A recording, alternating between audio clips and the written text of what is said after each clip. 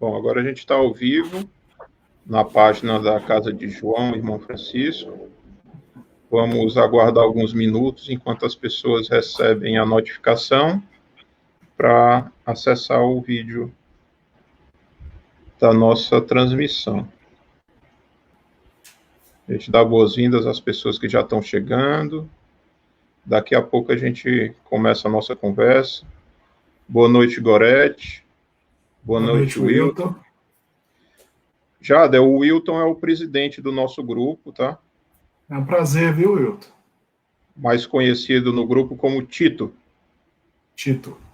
É. Lindenberg, boa noite. Seja bem-vindo, Lindenberg.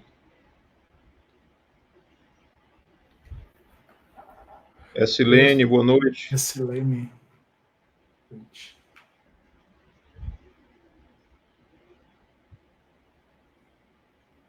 Hoje a gente tem a grata satisfação de receber conosco aqui para conversar o Jader. O Jader é psicólogo, Jader? Sou psicólogo. Psicólogo, escritor espírita, professor aposentado, não é isso? Isso, da UFMG. Da Federal lá de Minas Gerais. Está conversando conosco diretamente de Belo Horizonte, né? E hoje ele vem falar para a gente sobre a história de Camilo Castelo Branco, né? A história é essa que foi relatada num livro da Ivone, Memórias de um Suicida, bastante conhecido do ambiente espírita, né, Jader? Sim. Um livro que talvez precisasse ser mais estudado, né, também. Sim. Um livro com muitos ensinamentos. Então, boa noite também, Darísio, Olivar, Natália. Sejam todos bem-vindos. Daqui a pouco a gente vai começar a nossa conversa com o Jader.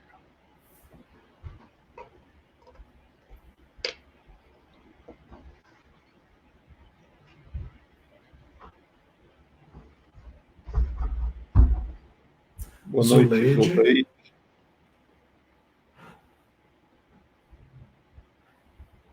E aí, Jader, você fica à vontade durante a tua fala, se você quiser comentar as observações durante a fala, se quiser deixar para o final. Né? A gente sempre estimula as pessoas a participarem, enviando seus comentários, suas dúvidas, suas observações, né? E a gente acha que essa interação torna a coisa bem mais dinâmica, né? Mas a Natália já está pedindo para sortear um exemplar do livro. Estou vendo.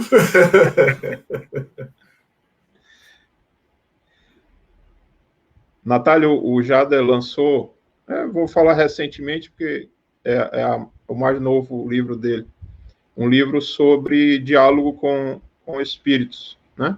Né, Jader? Isso, exatamente.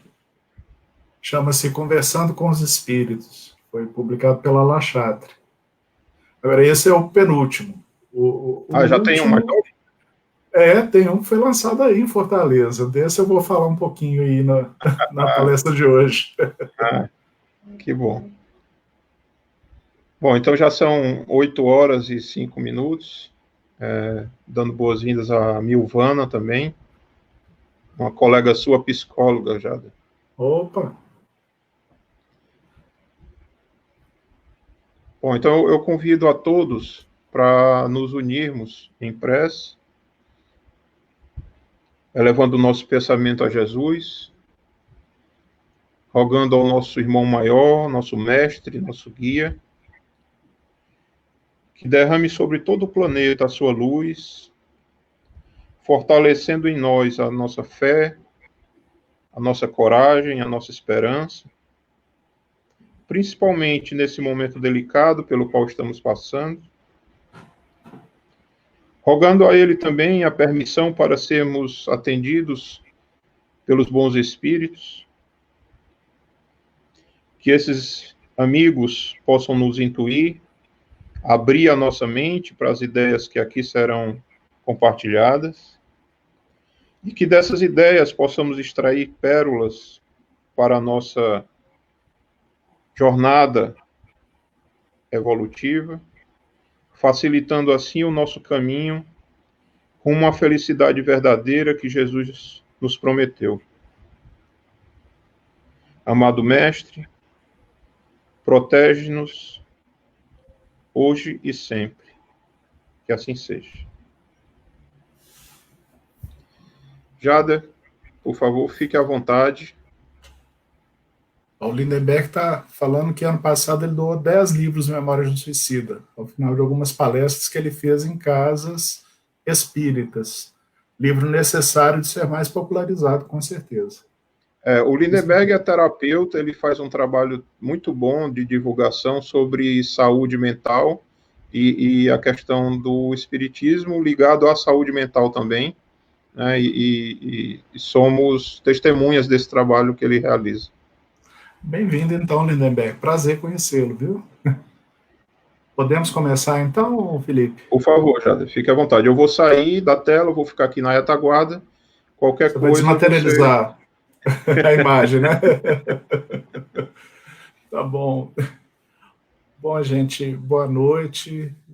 Meu nome é Jader, eu sou de Belo Horizonte, e a ideia é falar essa noite um pouco sobre a trajetória de Camilo Castelo Branco, que é um escritor português que desencarnou no século XIX pela via do suicídio. Eu consegui essa foto do Camilo Castelo Branco, não sei se todo mundo consegue ver, o Felipe deu uma ajudada aí para gente. Esse é um desenho feito a lápis ou a nanquim, foi colocado no livro, na biografia dele, que o Silva Pinto, que é um outro escritor português, escreveu. Vocês podem ver que ele já está um pouco mais idoso e que o desenhista foi muito feliz ao captar a cegueira dele, né? A gente, prestando atenção, vê que ele está meio mal cuidado, né? E já próximo da cegueira, já enxergando pouca coisa, que foi a causa imediata do ato suicida que ele cometeu. Bom, o livro Memórias de um... Eu retirei o nosso estudo, deixa eu aprender aqui, porque ao vivo é sempre um pouquinho mais difícil, eu tenho que ficar alternando para mim os slides aqui. Então, o nosso estudo se baseia no Memórias de um Suicida, que é o livro que ele narrou para Ivone Pereira. Ele é vamos dizer assim, o narrador do livro, mas o livro ele foi 70% escrito por Leon Denis, e talvez a gente consiga falar isso no tempo que a gente tem disponível. Uma parte do que a gente vai conhecer dele está no livro Martírio dos Suicidas, que foi organizado por um espírita do Rio Grande do Sul, chamado Almerindo Martins de Castro.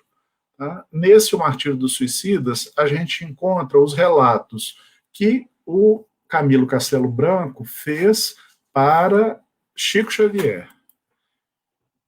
E a comparação entre o que ele disse para Chico Xavier, tá, entre o que ele narra para um outro médium, um médium português chamado Fernando de Lacerda, que também aparece na apresentação, no enredo do Memórias de um Suicida, a gente colocou nesse livro O Espiritismo da França ao Brasil, Estudos Escolhidos, que foi lançado no 15º Encontro da Liga de Pesquisadores do Espiritismo, que aconteceu em Fortaleza no ano passado. Okay? Bom, então a primeira parte nós vamos chamar de livre-arbítrio. E a primeira coisa que a gente fez quando começou a fazer o trabalho foi pesquisar sobre a vida, a última encarnação de Camilo. E na última encarnação de Camilo, o que a gente conseguiu levantar? Primeiro, o nome dele era Camilo Ferreira Botelho Castelo Branco. E no Memórias de um Suicida, a FEB já tinha passado pelo episódio que aconteceu com Chico Xavier, em que Humberto de Campos havia ditado os livros para Chico Xavier, Chico colocou o nome do escritor, e a família entrou na justiça contra a federação e contra o médium. Então, o que aprendi é que a federação não queria colocar o nome dele, Camilo Castelo Branco.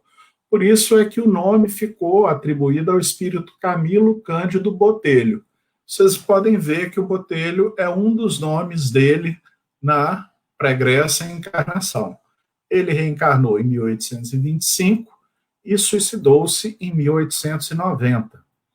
Camilo ficou órfão, ainda muito jovem, e, apesar de órfão, a família dele tinha recursos. Então, ele tinha acesso à sociedade, aos estudos, só que ele era uma alma inquieta. Então, ele começou estudando medicina, parou, estudou direito, parou, estudou teologia e parou. O que a gente leu dessa vida pregressa dele é que ele foi muito influenciado pelos autores franceses, que se encontravam desconstruindo o cristianismo de uma forma geral na sociedade francesa. E ele foi profundamente influenciado por essa desconstrução, essa crítica acérrima que as pessoas da universidade faziam ao pensamento cristão. Aos 16 anos, muito jovem, ele se casa com Joaquina Pereira, mas parece ter uma vida, como é que eu diria, ele não respeitou os votos do casamento, vamos dizer assim, e possivelmente, ainda muito jovem, ele contaminou-se com sífilis, que não tinha o tratamento que tem nos dias de hoje. Era uma doença de difícil tratamento, né? Na vida do Camilo, a gente vai encontrar, então, ele vai abandonar a esposa, ele vai ter diversas aventuras, até que ele se encontra com Ana Plácido, que era uma mulher casada, naquela época, tá? Em 1850 ele a conhece, mas Ana Plácido tinha problemas no relacionamento com o marido, eles já tinham se separado, porém ela era casada no papel. E naquela época, a legislação muito austera de Portugal, e houve uma denúncia, e os dois foram presos por adultério. E se a memória não me engana, ficaram 1 ano presos, ou 2 anos presos, até que os advogados conseguissem provar que Ana Plácido era casada no papel, mas já não vivia de fato com seu marido.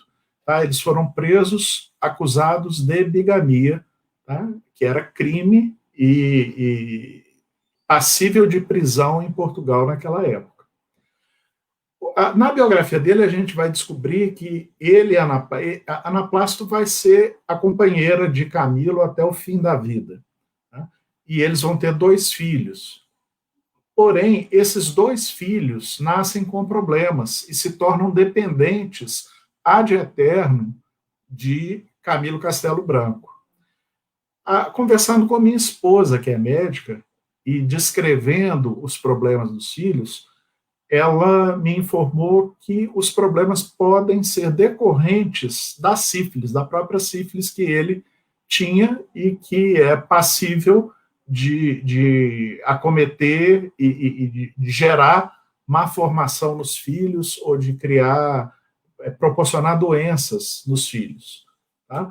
Em 65, ele vai começar a perder a visão, e é importante salientar que Camilo Castelo Branco talvez tenha sido o primeiro autor português a viver daquilo que ele escrevia, a viver de literatura. Tá? Então, a cegueira para ele, a cegueira noturna, que pode ser uma complicação da chamada neurosífilis, como a gente vê aqui no slide, a perda da visão para ele era bem mais grave do que seria para uma outra pessoa que não dependesse de continuar escrevendo para poder viver. Tá? E em 90, num ato assim difícil da gente descrever, tá? Ele procura o melhor oftalmologista disponível em Portugal. Esse oftalmologista vai visitá-lo e consultá-lo, tá? Na chácara em que ele vivia com a esposa e a família, e ele pergunta para o oftalmologista se a cegueira era reversível, se existia algum tratamento para sua doença ou não. E aí, então, o oftalmologista lhe deu contato com Camilo Castelo Branco, tá? Disse a Camilo que ali não era hora para poder pensar ainda no tratamento, recomendou a ele que fosse a uma estância de águas termais, fazer um descanso, e que depois desse descanso é que ele começaria o tratamento. E quando o médico saía, acompanhado pela Ana Plácido, o Camilo suicidou-se com um tiro no ouvido direito, né, e veio a desencarnar em frente à família. Tá? Bom, antes da gente passar ainda as palavras, responder os comentários, eu dei uma olhada na vida do Camilo como escritor. Então, como escritor, ele publicou 260 livros, como vocês podem ver aí no slide. O estilo com o qual ele escrevia inicialmente era o romantismo, e ele vai lendo os outros autores e vai migrando, vai modificando sua produção. Então, ele vai para o realismo e depois ele tenta usar o estilo do naturalismo. Mas o Camilo é visto como um autor que acabou usando o naturalismo, fazendo ironias, fazendo sátiras. Então, é um naturalismo que os estudiosos chamam de comicidade. Ele não foi um bom autor naturalista, mas é um bom autor realista e um bom autor romantista. Nos livros dele, a temática central é a crítica social, então ele critica a sociedade, ele critica a igreja, ele critica os costumes, ele critica todo o cenário social no qual ele está inserido. O anticlericalismo, né, que é ser contra a igreja, está muito claro nos livros dele, e um dos estudiosos escreveu isso aí que eu coloquei entre aspas, que o Camilo usa a primeira pessoa do singular com prejuízo próprio e propósito infamante. Ou seja, ele fala de si e fala de si de uma forma com deméritos, podemos falar assim. Ao longo da vida dele, ele tem um livro chamado Suicida, que eu li para essa pesquisa que a gente estava fazendo. Aí ele começa o livro citando Balzac, usando essa frase: cada suicida é um poema sublime de melancolia. Ou seja, ele tenta vender uma ideia romântica do suicídio como uma saída romântica, da mesma forma que Goethe, nos Sofrimentos do Jovem Werther, e outros autores da época chegaram a elaborar, a colocar. O Camilo ele vai se arrepender pós-morte dessa escolha que ele fez. Tá? E isso é uma das coisas que aparece primeiro no Memórias de um Suicida. Tá? Deixa eu voltar para nós aqui. Muito bem. Boa noite. Deixa eu ver quem está aqui. Derli, prazer. Cristina Santos, boa noite. Daiane Carneiro, ganhei o livro, tenho interesse pelo assunto. Legal. Vamos, se você ainda não leu, espero motivá-la. Ei, Ercília, boa noite. Tá? Psicóloga também, com certeza, presidente da Associação Brasileira de Psicólogos Espíritas, Ercília Zilli, de São Paulo. Muito bem-vinda. A Casa de João, irmão Francisco, boa noite a todos, fiquem à vontade para deixar seus comentários e dúvidas, deve ser o Felipe, ali por detrás, funcionando como espírito desencarnado. Arlete, boa noite, Eduardo Lima, prazer, tá? Revê-lo, Eduardo. Bom, podemos voltar então para ativo? Ou está indo bem? Vocês me sinalizem aí, tá? Com a desencarnação, então, o nosso estudo, no livro que eu apresentei, tá, da França ao Brasil, Camilo Castelo Branco vai falar das suas sensações, dos seus sentimentos, das suas percepções, para 3 médiuns diferentes. Tá? O primeiro médium é Fernando de Lacerda. Eu tenho aqui, deixa eu voltar aqui para a página inicial. Eu tenho aqui, se você puder me colocar grandão, Felipe, esse livro aqui, Do País da Luz. Fernando de Lacerda era um médium português, aqui da FEB, tá? Do início do século XX, ele começa a publicar em 1906, e os principais trabalhos psicográficos dele estão publicados nesse livro do País da Luz. São 4 volumes. São psicografias que vão desde o início da prática mediúnica dele até mais ou menos 1918, 1919, se não me falha a memória, o ano de publicação do volume 4. E ele psicografa autores portugueses com estilos diferentes uns dos outros. Fernando de Lacerda, então, foi o primeiro a ter contato com o Camilo e a psicografá-lo. Nós vamos falar um pouco mais sobre isso à frente. Tá? Além do Fernando de Lacerda, o Camilo citou, ele narrou a sua desencarnação para 2 outros médiuns, para Ivone Pereira e para Chico. Então, se Chico e Ivone podem ter lido Fernando de Lacerda, o que a gente descobriu é que Ivone não leu o texto que Chico psicografou e que aparece no livro de Almerindo Martins de Castro, O Martírio dos Suicidas, e o Chico também não leu o livro que a Ivone psicografou. Mais à frente eu vou mostrar as datas, e aí vai dar para a gente ver por que um não conheceu o outro. E o mais curioso, o que a gente fez foi pegar um evento que o mesmo espírito tivesse ditado para 3 médiuns diferentes e comparado as informações que ele passou para Fernando, para Ivone e para Chico sobre a sua desencarnação, que é a mesma situação. E já vou adiantando, nós não encontramos contradições nas narrativas do Camilo Castelo Branco pelos 3 médiuns, e nós encontramos coincidências na narrativa do Castelo Branco pelos 3 médiuns. Aí dá para a gente entender esse slide que a gente está colocando. Então, as primeiras descrições é que são um pouco mais pesadas, e o início do livro Memórias do Suicida, os primeiros capítulos dele, o Camilo está descrevendo o que acontece logo depois de uma morte violenta.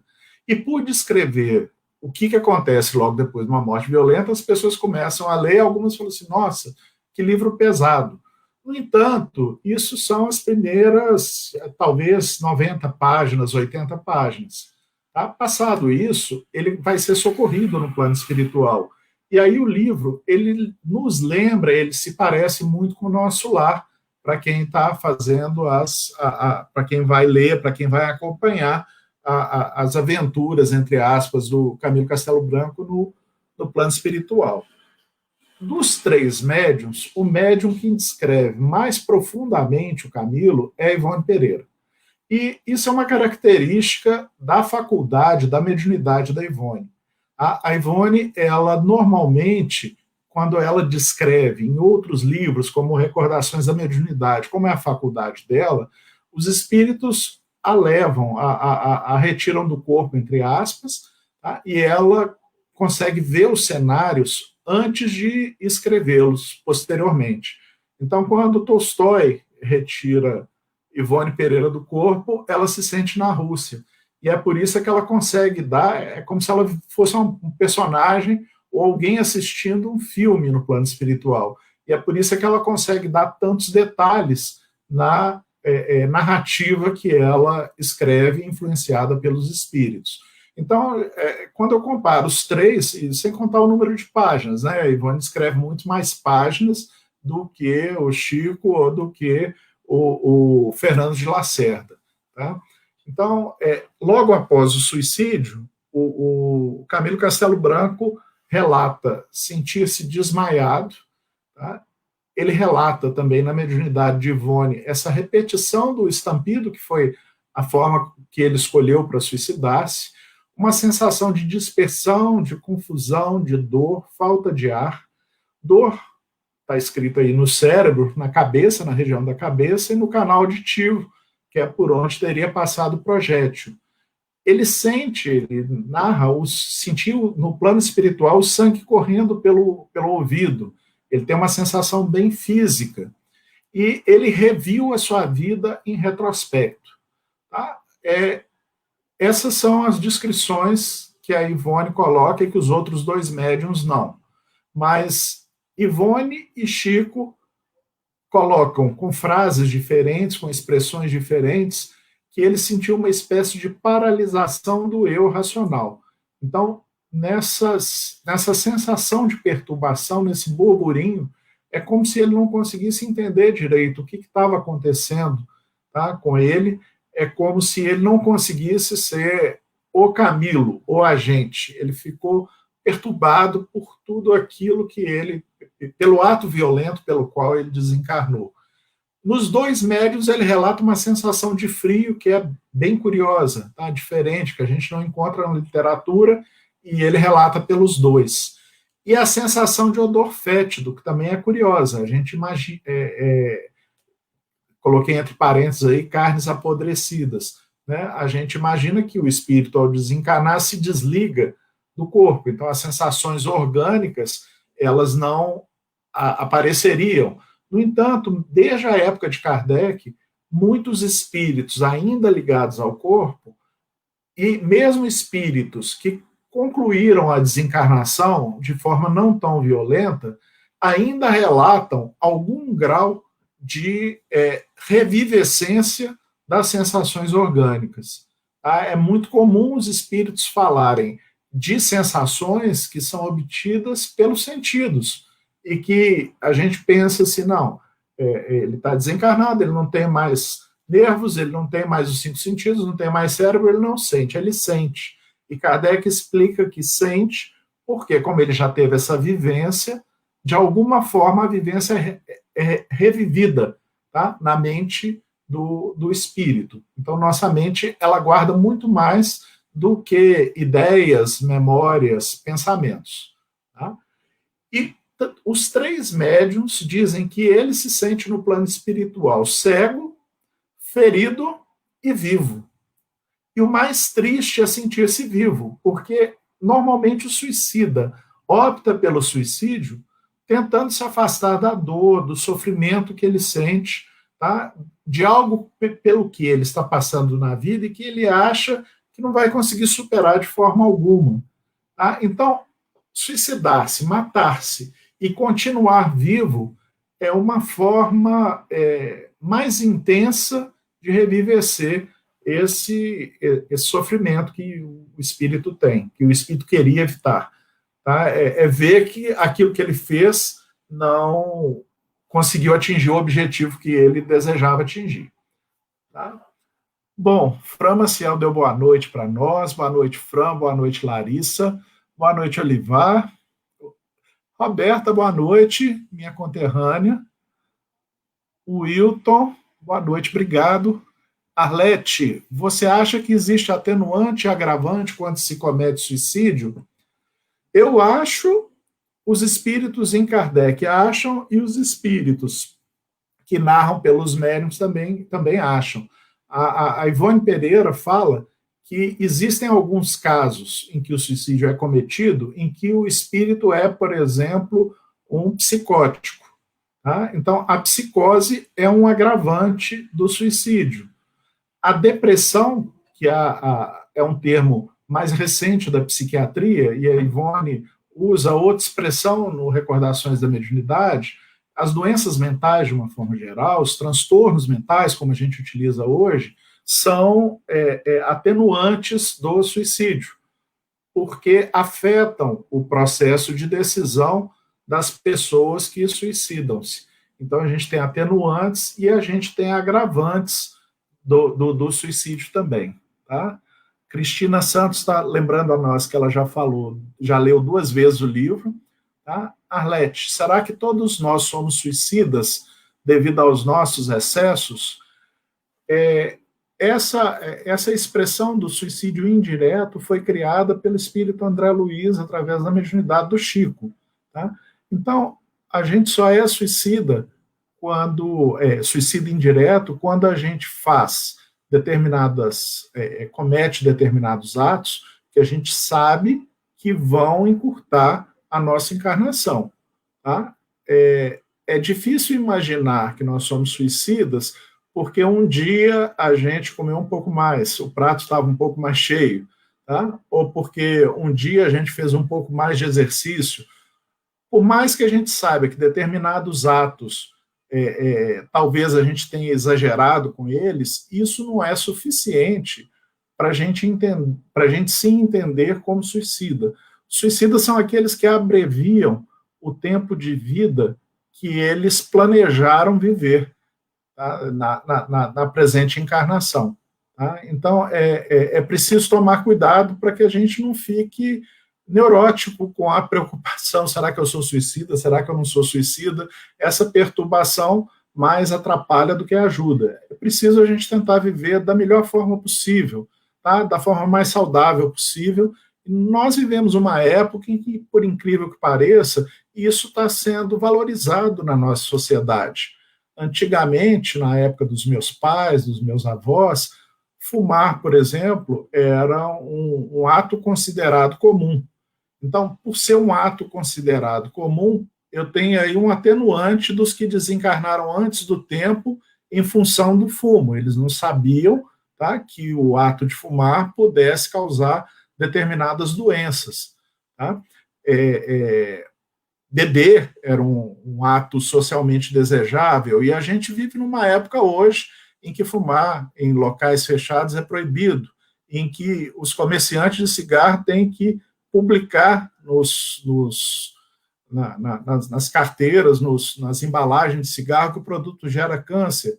Tá? Então, hoje, desencarnar em decorrência de uma doença que se obteve por causa desse hábito, tá? Se torna algo mais grave do que no passado. Mas não devemos exagerar nas nossas preocupações. Temos sim que tentar viver da melhor forma possível e da forma mais saudável possível. Tá? Rafael, meu sobrinho, boa noite, bem-vindo dos Estados Unidos. Bernadette, boa noite. Tá? Um maior prazer. Oi, Rômeu, tudo bem? Também aqui de BH. Milvana, Rosilene Norman, boa noite. Luiz Guimarães, aqui de BH. Segundo o espírito Militão, no livro Justiça Divina, ele fala que já vivemos e fizemos de tudo um pouco nas nossas vidas passadas. É isso mesmo, Luiz. Tá?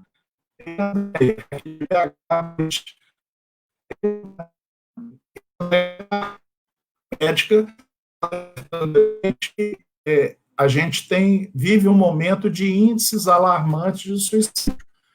Você explica um pouco para a gente, André, esse espírito da pandemia e os hábitos de isolamento social, tá? Será que eles seriam uma causa imediata do suicídio nesse momento que a gente vive?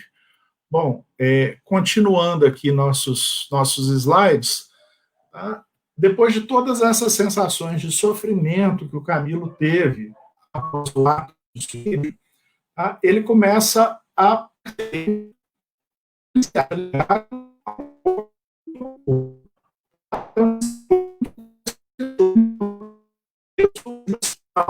e aí começou a chamar os familiares,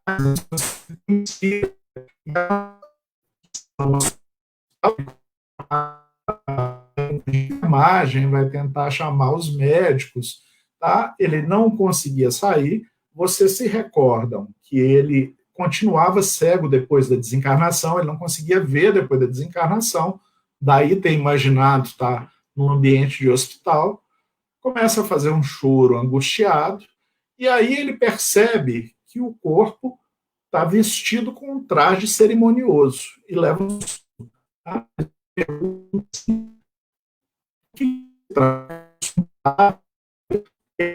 sair de onde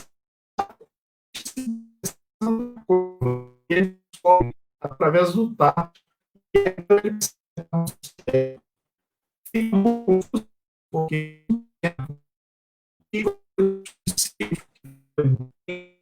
resolvida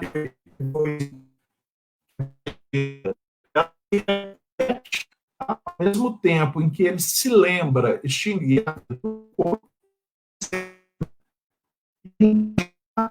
depois vem o Xavier, os dois médios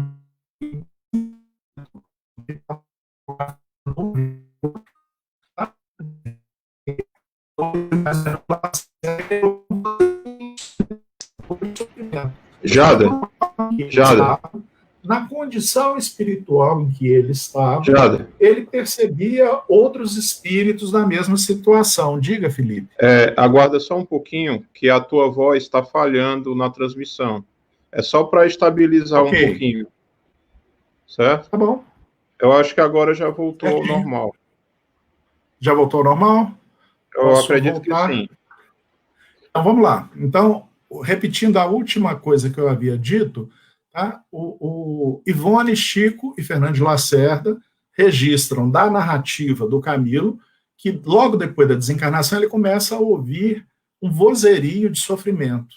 Ele estava num ambiente, um ambiente espiritual, em sintonia com outros espíritos que haviam desencarnado em condição semelhante à dele. E aí, então, ele começa a perceber esses espíritos.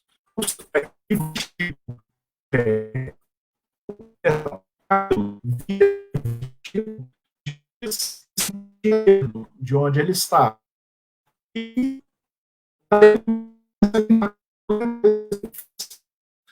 o vozerio de sofrimento. E, através dos dois médios, ele diz que ele percebia o corpo em decomposição.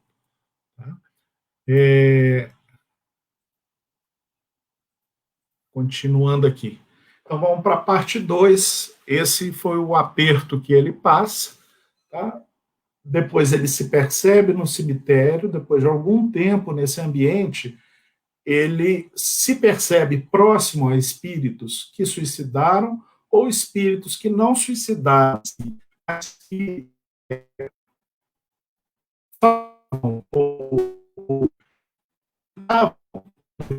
em um estado de perturbação, fazendo acusações,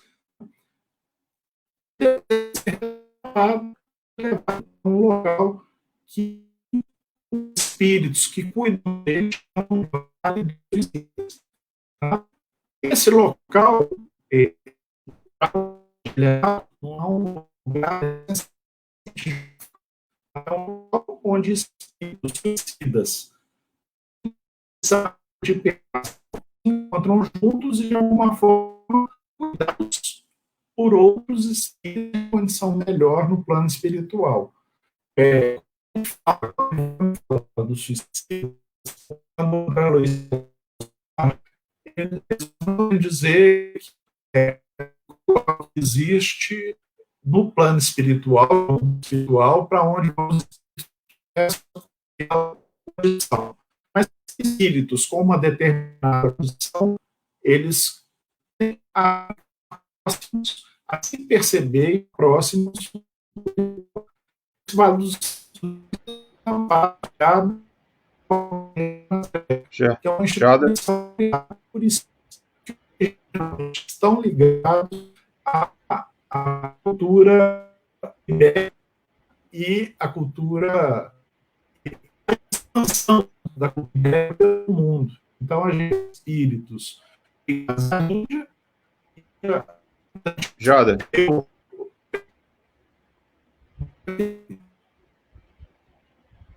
A tua voz está travando e a gente não está conseguindo entender direito.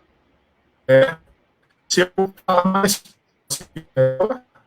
Não, é alguma coisa como se fosse na conexão. Tu pode. Tu tens tu tens alguma outra tela aberta além da transmissão e da tua apresentação, não, né? Não, eu posso abrir uma tela no celular. Você quer que eu abra no celular? Não. Aí a gente faz um teste. Não? É porque tem horas que ela melhora e tem horas que a conexão meio que embaralha a tua voz. Tá Aí metalizada. fora a capacidade, é coisa da Vivo.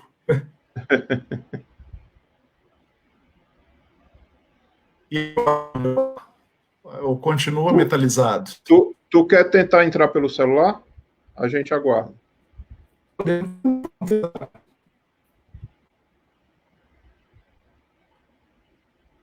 Felipe.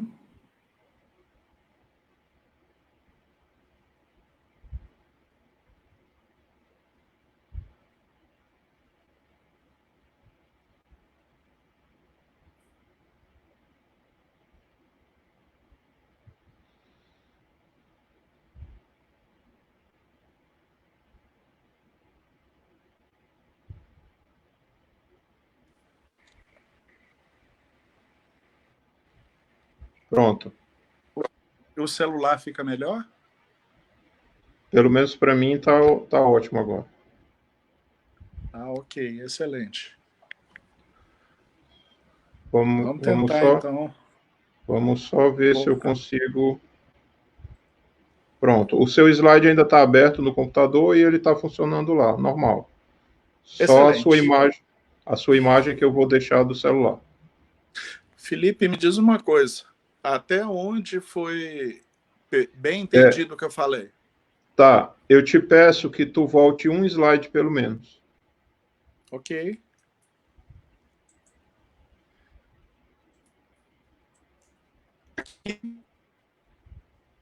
Pronto. Tá bom, Felipe. Eu só peço que você feche o som, porque eu fico me ouvindo. Eu fechei o microfone do computador. O seu microfone? Não, o seu. Fecha o seu. Tá, quando eu sair aqui, o meu vai sair. Ok. Aqui ficou melhor. Eu não estou ouvindo. Bom, vamos retornar então. Vocês me desculpem, eu não consigo estar em contato com vocês, então não sei onde foi que parou. Vamos dizer das percepções que eu estou me ouvindo e vira um eco. Felipe, volta aí.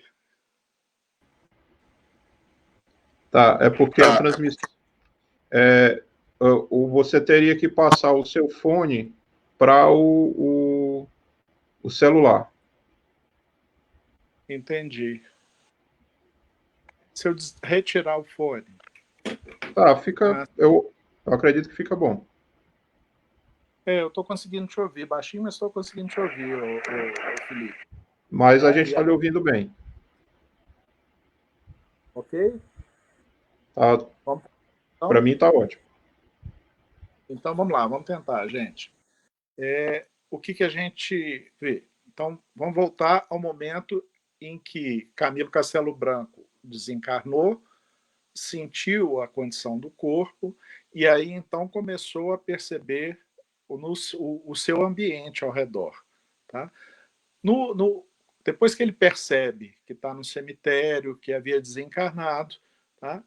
Ivone narra que ele fugiu, que ele ouviu gargalhadas atrás de si e que vagou por 2 meses no plano espiritual, em sintonia com entidades perversas e registrando aquilo que esses espíritos falavam para ele ou pensavam em direção a ele, se é que a gente pode dizer assim.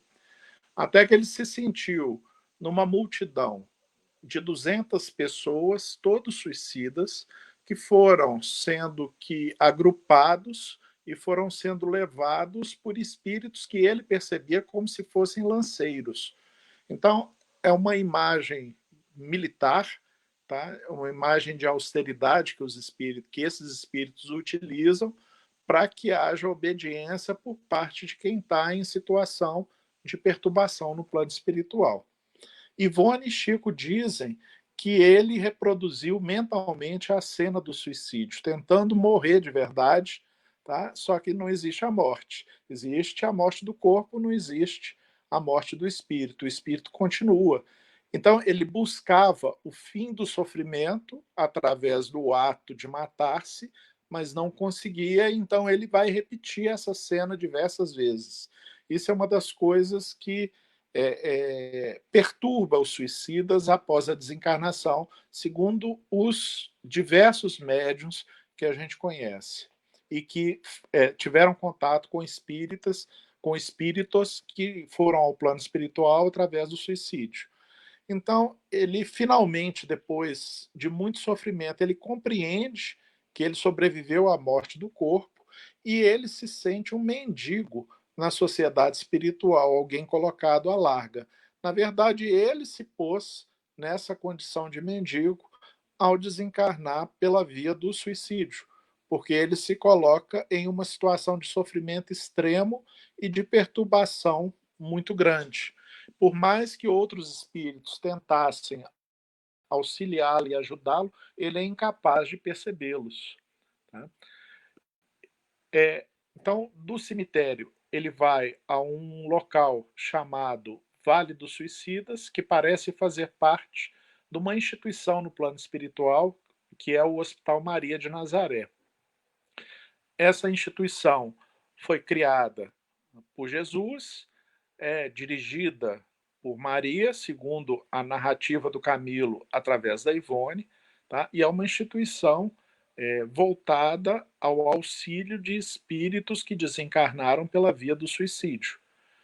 E é uma instituição que tem espíritos ligados à cultura ibérica, a Portugal, a Espanha, e aos países que esses dois países da Península Ibérica colonizaram. Então, há brasileiros nesse ambiente e há muita ligação com os indianos. A gente foi pesquisar e descobriu que Portugal criou uma colônia na região da Índia chamada Goa, e que houve uma proximidade entre a cultura portuguesa e a cultura dos indianos.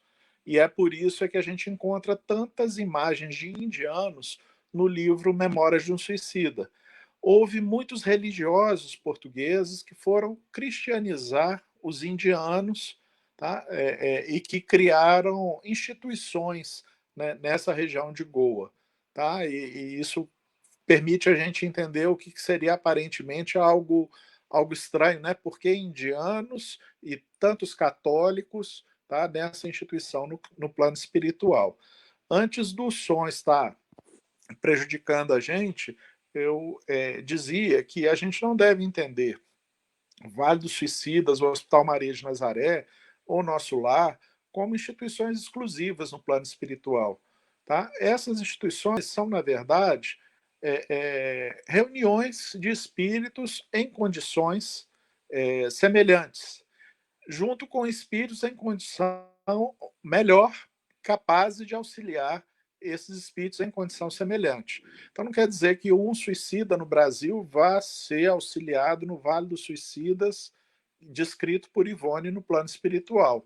Mas, à medida em que ele tenha mérito, à medida em que ele tenha auxílio, ele vai ser socorrido no plano espiritual e, quando ele tiver numa condição melhor. Tá? Seria complicado para nós, no pouco tempo que a gente tem, já que faltam praticamente 10 minutos, falar de todas as aventuras que o Camilo vive no Hospital Maria de Nazaré. Tá?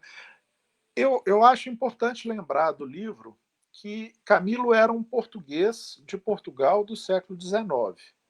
Existia espiritismo em Portugal, mas o espiritismo era algo ainda de uma minoria em Portugal. O espiritismo estava melhor semeado, vamos dizer assim, na Espanha, naquela época.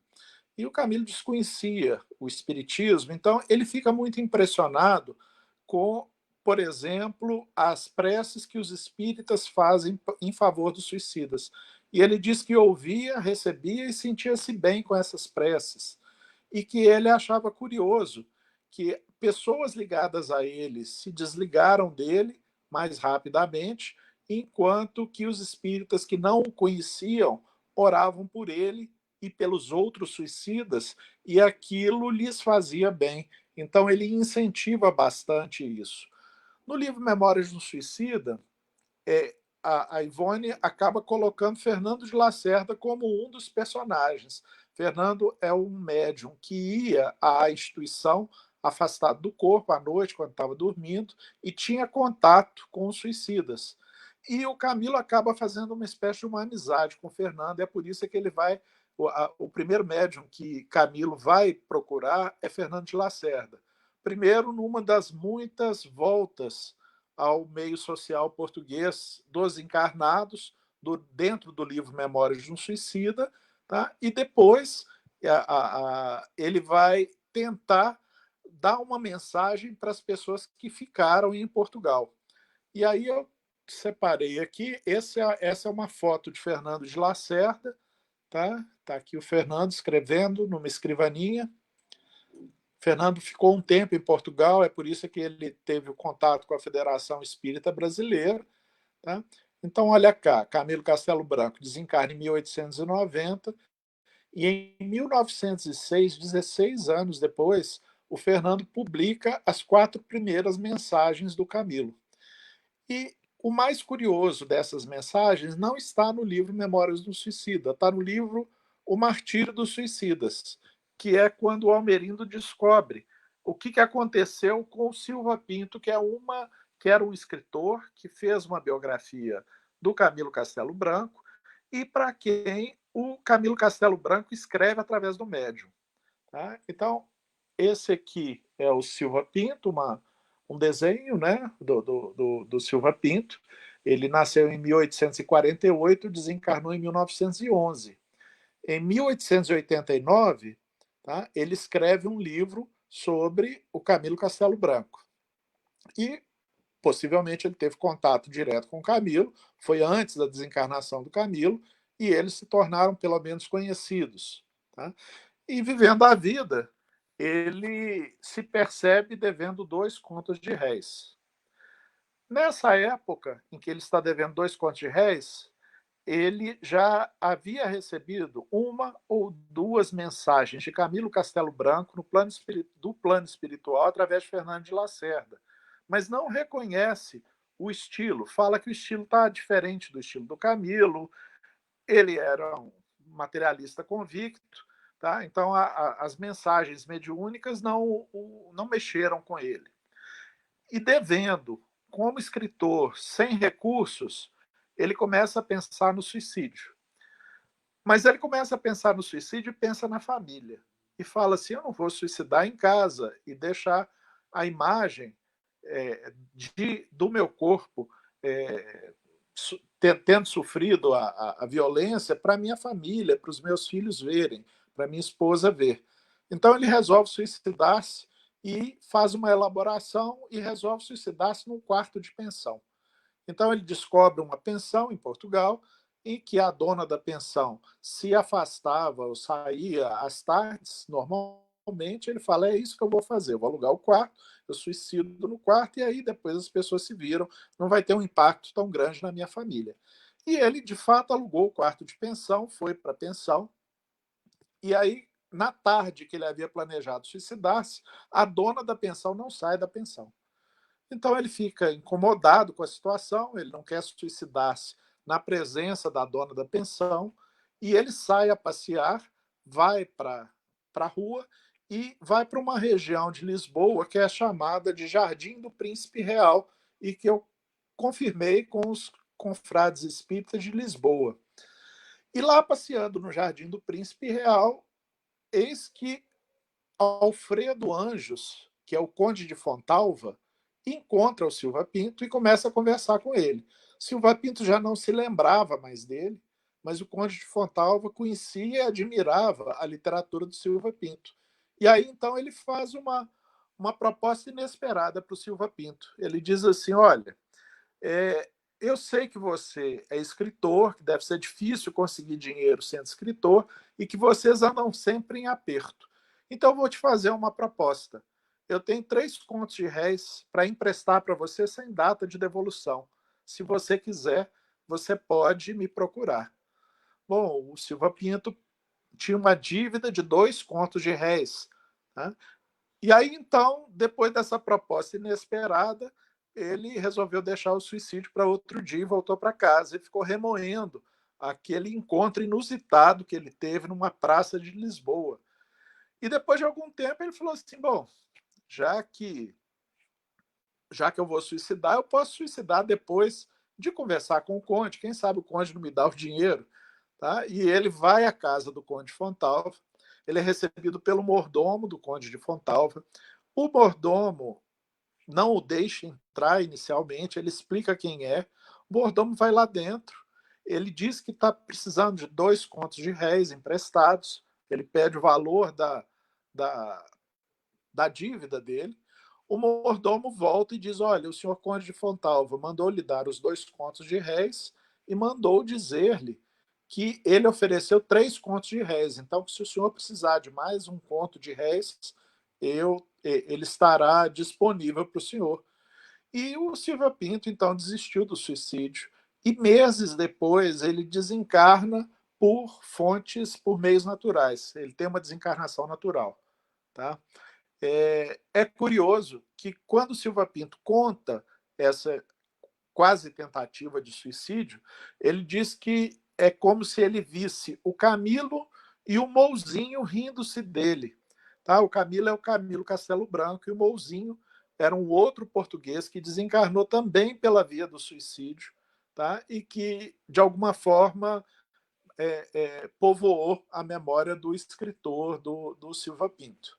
Tá? Aqui eu tenho uma foto, tá, do Camilo Castelo Branco mais jovem, diferente daquele desenho que apresentei no início da palestra, e a gente tem o Chico e Ivone juntos, tá? 2 médiuns, o mesmo espírito ditando através de 2 médiuns que não se leram anteriormente, só vão se ler depois.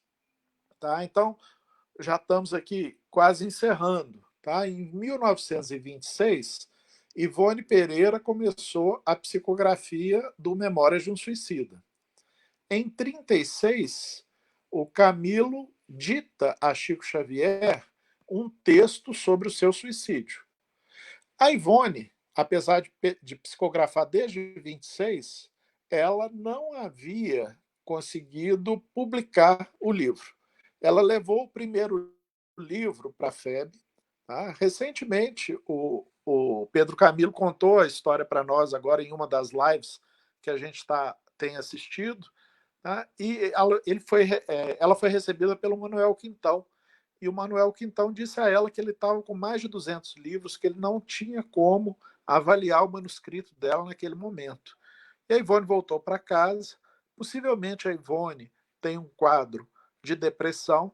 Ela começa a pensar que aquilo que ela psicografou não é importante, que aquilo que ela psicografou nem bom era, e resolve colocar fogo nos manuscritos do Memórias de um Suicida, ditados exclusivamente pelo Camilo Castelo Branco. Ela coloca os papéis assim no quintal de onde ela morava, e quando ela acende o fogo para poder colocar nos papéis, ela sente a presença de Bezerra de Menezes, que diz para ela: filha, calma, guarda.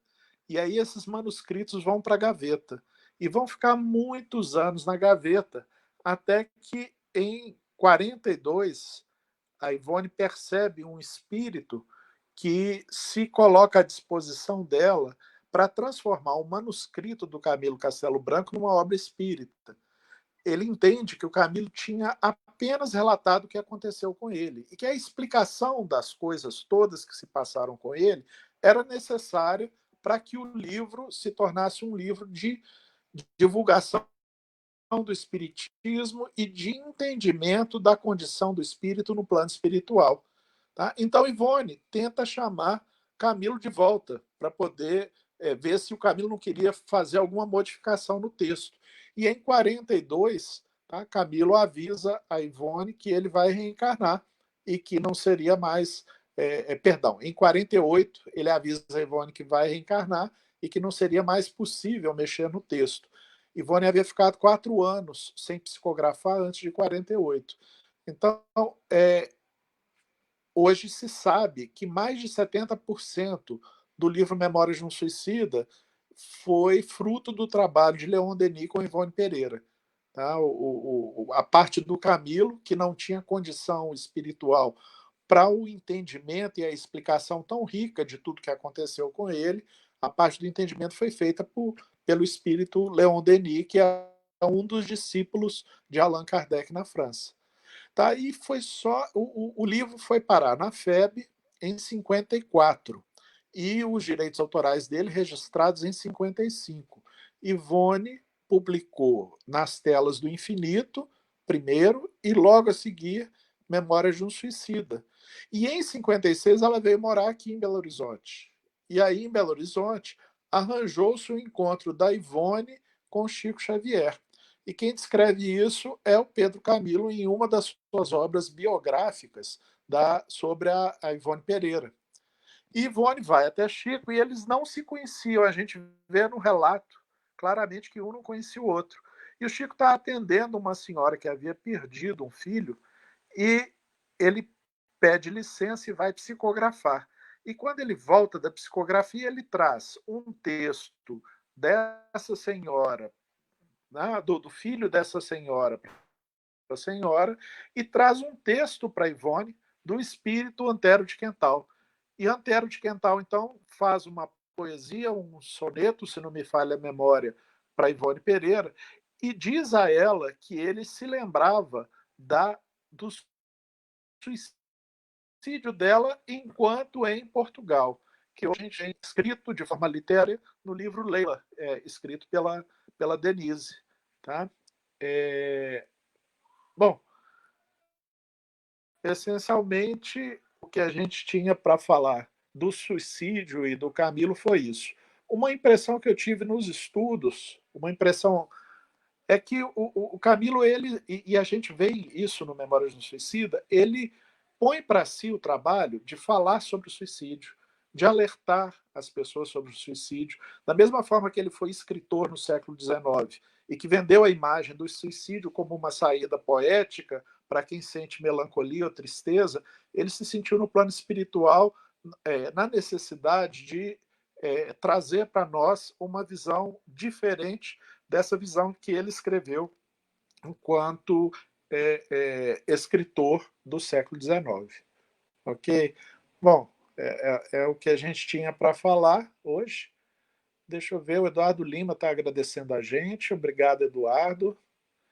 Alan, existe sim, e também com o Vitor Hugo.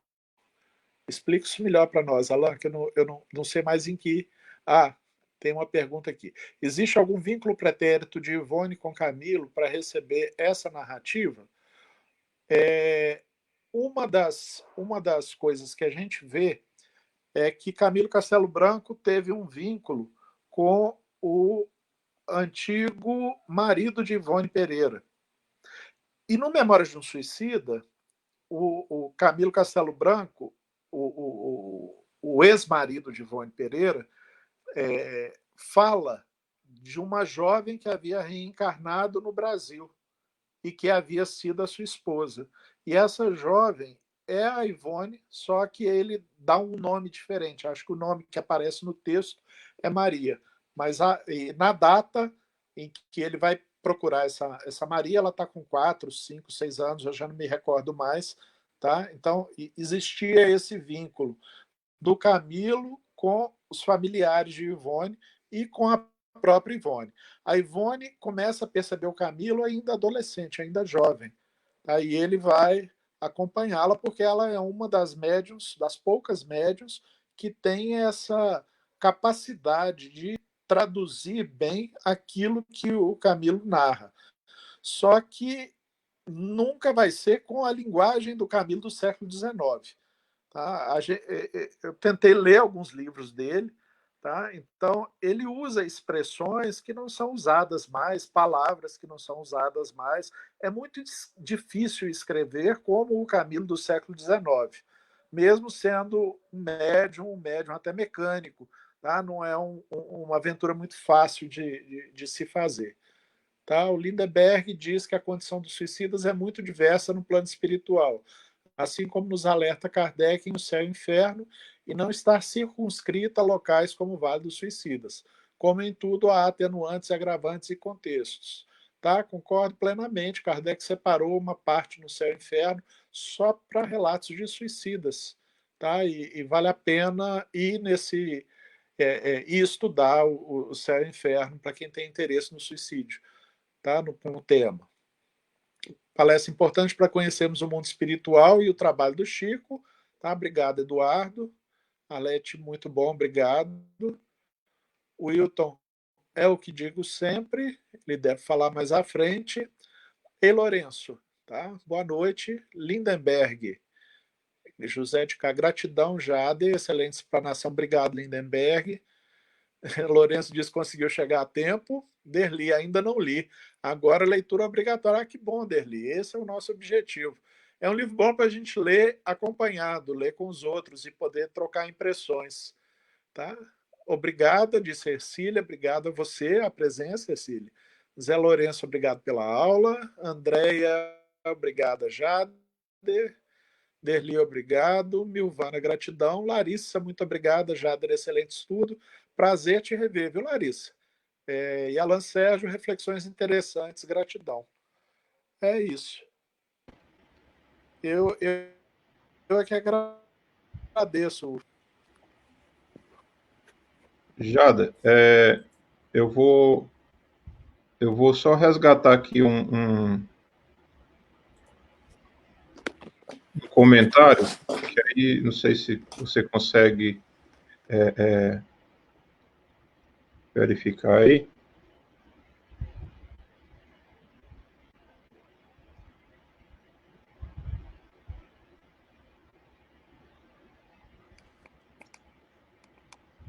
Deve ser da nossa cultura. E no momento da dor, acha que o suicídio é o melhor caminho. E que o país que vive contribui para tal atitude, como clínicas para quem não quer mais viver. Olha, há diversas formas de auxiliar as pessoas. Agora, a ideação suicida e a depressão são quadros que necessitam de intervenção psiquiátrica. A gente deve indicar o tratamento psiquiátrico para essas pessoas que se nos apresentam dessa forma. Obviamente que nós, espíritas, podemos acolher, podemos levar ao centro espírita, podemos recomendar o trabalho de passes, mas se a pessoa já apresenta essa condição de pensar em suicidar e de isso povoar a cabeça dela, ela deve procurar o atendimento psiquiátrico.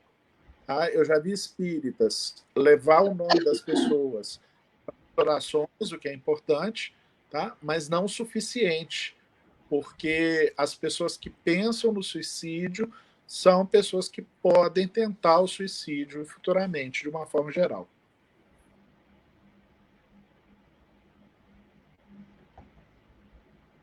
A Bernadette pergunta se essa palestra vai ficar gravada em algum site. Vai, Bernadette. A gente deixa todos esses vídeos na nossa página, onde é feita a transmissão. Então, quem quiser, chegou já depois de começar a conversa, quiser reassistir do início, o vídeo vai ficar disponível. A gente está vendo uma possibilidade de pegar alguma desses vídeos e colocar também no YouTube, né? Porque algumas pessoas não têm Facebook para assistir. A gente vai ver uma forma de fazer o download desse vídeo e depois o upload no YouTube para quem quiser assistir depois lá. Mas, com certeza, o vídeo vai ficar disponível aqui na página da Casa de João.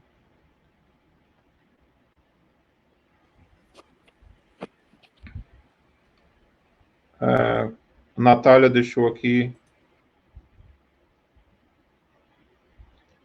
Pediu para você comentar um pouquinho, Jada, sobre esse encontro da Ivone com o Chico, para entender melhor como foram essas impressões deles, né?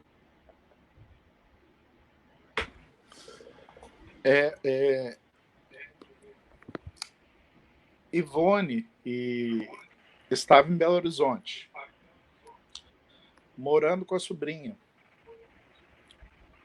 Desculpa, eu preciso diminuir o som aqui do meu computador, porque o som está alto. E eu fico me ouvindo fora de fase. Tá? Mas vamos tentar. O Chico trabalhava em Pedro Leopoldo ficava próximo de Belo Horizonte. Possivelmente, Ivone foi até o Chico de trem, que era o meio de transporte na década de 50 mais provável.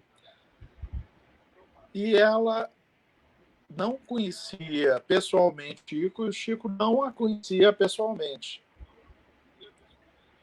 Por essa razão,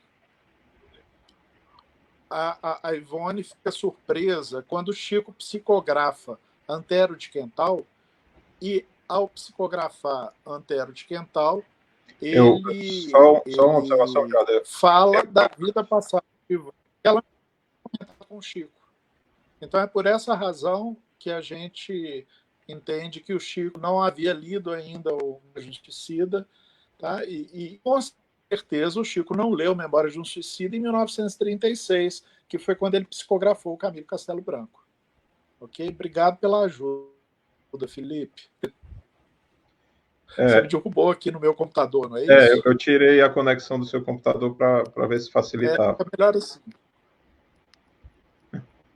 Ah, tudo bem. Vocês me desculpem aí, fazer ao vivo. Não, foi muito bom, Jader. Jader, mais uma vez a gente te agradece a disponibilidade de estar aqui conosco, de conversar conosco, tá? Foi muito interessante ouvir sobre esses detalhes, né, da vida do Camilo e dessas obras que trataram dessa experiência dele, né? E que isso sirva de estímulo realmente para quem ainda não leu essa obra, que leiam, porque é de grandes ensinamentos, né? É uma obra bastante rica, inclusive por esse, talvez, né, por esse auxílio que você inclusive relatou, de Alain Denis fazendo toda essa questão da base espírita com relação à experiência que ele vivia, né?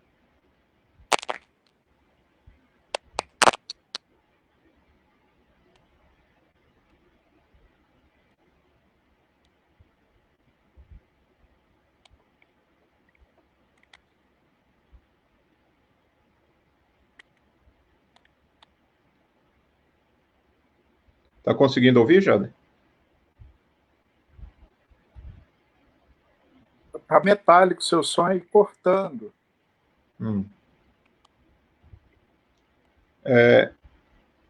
Eu te peço para tu fazer Felipe, a nossa... Eu quero agradecer, então.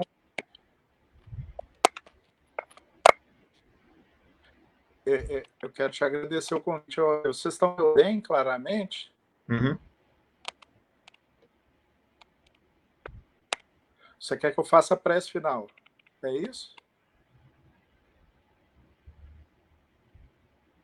Exato. Então tá bom. Obrigado. Senhor Jesus, nosso mestre, é com muita alegria que a gente encontra companheiros queridos aqui de Belo Horizonte, companheiros de doutrina, trabalhando em Fortaleza, nas regiões, pessoas de outros lugares do Brasil que vieram conversar conosco sobre a médium espetacular que foi Ivone Pereira, sobre o médium inesquecível que foi Chico Xavier, e especialmente sobre o espírito Camilo, reencarnado possivelmente, que tanto esforço fez para tentar nos proteger do impulso ao suicídio. Que nós possamos aprender com as lições dele, aprender com os muitos textos que Ivone psicografou, com suas recordações de vidas passadas, e possamos enfrentar com galhardia, possamos enfrentar com disposição, procurar todos os recursos que a ciência desenvolveu e que estão à nossa disposição, sejam os psiquiátricos, medicamentosos, sejam os psicoterápicos, sejam os espirituais, que possamos nos ancorar na casa espírita para que o impulso ao autoextermínio não nos perturbe a alma. Possamos sempre pensar nos nossos familiares, possamos sempre pensar naqueles que nos amam, naqueles que nos envolvem, e por dificuldade que nós enfrentemos, que nós podemos ter sempre em mente que há sempre um dia depois de uma tormenta, que há sempre sol após a tempestade, que há sempre momento de reconstruir depois da destruição do tornado, que é sempre possível a vida e que a vida espera ela ainda vai nos oferecer muitas alegrias no futuro. Que nós possamos ser essas alegrias que assim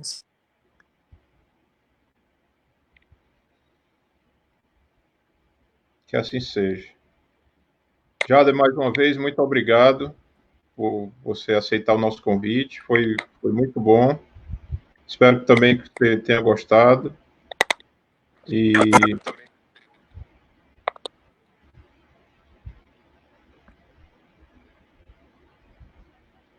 obrigado, Felipe. Obrigado a você. Gostei sim, tá? E espero que a gente vá aprimorando aí com a internet, com a tecnologia, tá bom? Um abração a você, um abração a todos os heróis da resistência que nos acompanharam até agora, tá? Obrigado. E a gente deixa, então, uma boa noite para todos que nos assistiram. Mais uma vez, reforçando que esse vídeo vai ficar disponível na página da Casa de João Irmão Francisco. Quem quiser assistir novamente, quem quiser ver alguma parte que perdeu, vai estar lá. E quem quiser também compartilhar com alguém que você acha que vai gostar dos assuntos que foram aqui tratados, fique à vontade para compartilhar também o vídeo para os amigos, familiares. E com isso a gente se despede, desejando a todos uma boa noite.